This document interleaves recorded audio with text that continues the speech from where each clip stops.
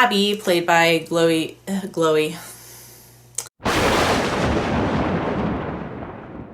Hey there, creepy peeps, and welcome to my second ever remake versus original since I started doing these, I guess. The last one I did was The Hills Have Eyes, and this time I thought I would do a foreign movie versus its American remake in Let the Right One In versus Let Me In. So both of these films are about a 12-year-old boy who is very lonely and kind of neglected at home, bullied at school, doesn't have any friends. He befriends a girl who moves into his apartment complex. He soon finds out that she is a vampire, and as you can imagine, a whole bunch of gory things happen. But they basically kind of form this relationship and they help each other.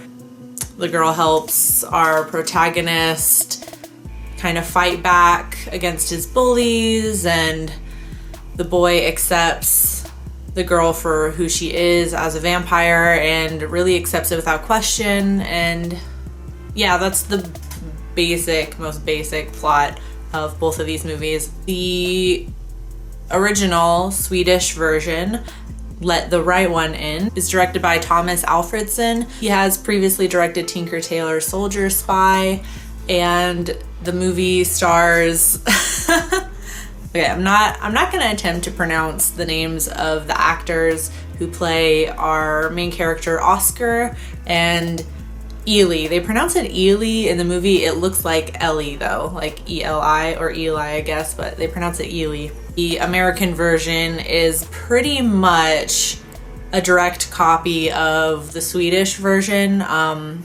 In the American one, they kind of just cut down certain scenes and they kind of eliminate a lot of like minor characters, kind of little story arcs. The American version, Let Me In, is directed by Matt Reeves, who is the director of Cloverfield. I gotta say, I like this one much better than Cloverfield. I was not a fan of Cloverfield. That doesn't apply to this remake versus original video at all, but I thought I would just throw that out there. And our main characters are Owen, played by Cody Smith-McPhee, Abby, played by Chloe Grace Moretz.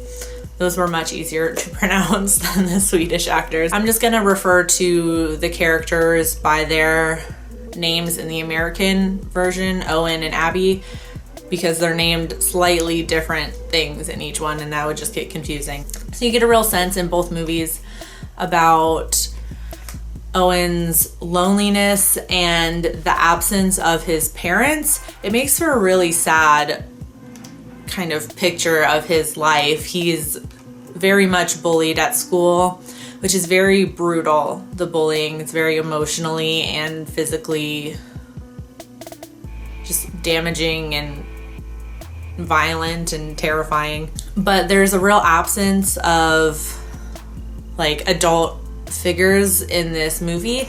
Owen's mother doesn't pay a whole lot of attention to him, especially in the Swedish version. She's very much addicted to her television. In the American version, she's more obsessed with the divorce she's going through with Owen's father. In the American version, you don't see the father at all. You just get glimpses of him, not glimpses of him, you get little snippets of him through phone conversations. You don't actually see him at all. And in the Swedish version, you only see him in like a scene or two. And the kids are kind of left to their own devices, I guess. Another similarity is the relationship between Owen and his tormentors. It's like a group of them, and there is one kind of like leader of the bullies who is a little more violent and a little more harsh than the other two, and the other two, during especially violent scenes, kind of shy away from the violence, and they try and kind of talk him down from hurting Owen so much, which of course doesn't happen. And in both movies you do get a little scene that reveals that our leader of the bullies is bullied by his older brother in a similar way to how they're bullying Owen. Some interesting differences between the two films is the amount of, not the amount of violence, but just the depiction of violence. Just, I don't know how accurate this is, but just me personally, I felt that the Swedish version was much more graphic in its depictions of violence than the American remake.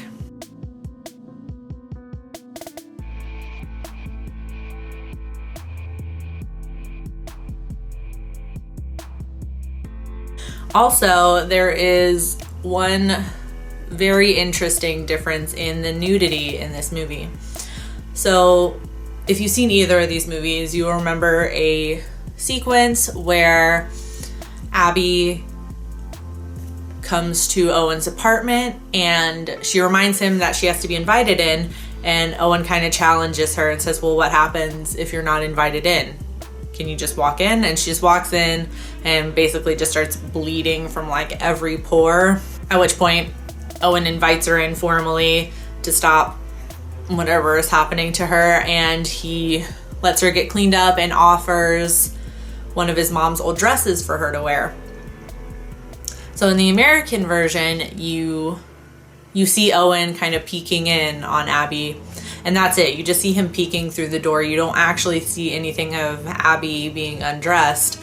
In the Swedish version, they insert just the quickest little snippet of, they show her vagina kind of in a close-up, and it's really quick, and then it just cuts back to the boy kind of just stepping back, not like in shock or anything, but just stepping back. I thought that was really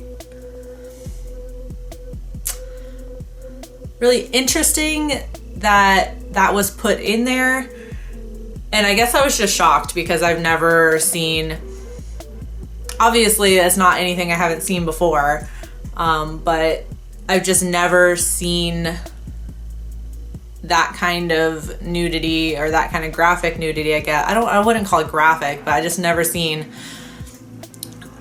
that level of nudity when it comes to children in a movie. It might just be a culture thing. I don't know if they're more open with their nudity in their films and their television over there, or I just know, at least from an American point of view, nudity is a big no-no. So I don't really know what that difference means, other than it might just be a cultural difference when it comes to film, but I just thought that was an interesting difference. Last difference of note I saw was the relationship between Abby and her father. She does have a caretaker that lives with her, and it's understood their relationship is mostly her caretaker posing as her father, and he goes out and kills innocent people and drains them of their blood for Abby. It's kind of hinted at in the Swedish version that, or I guess you kind of understand, or at least I understood,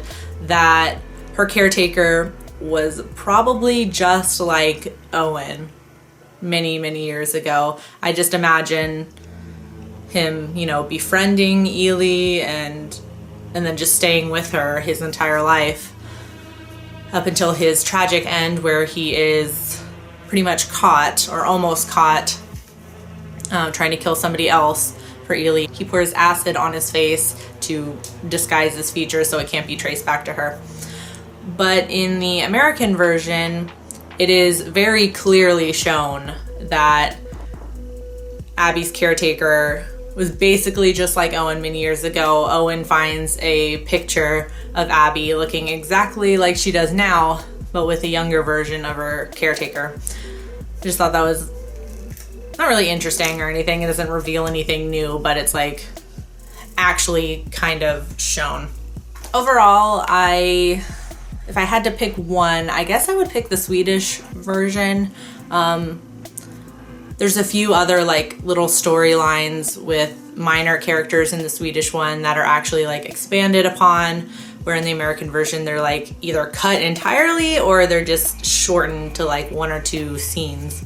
I would go with the Swedish one over the American one. I think just because the American one was basically, it was the same movie. It didn't really reveal anything new about it, or it didn't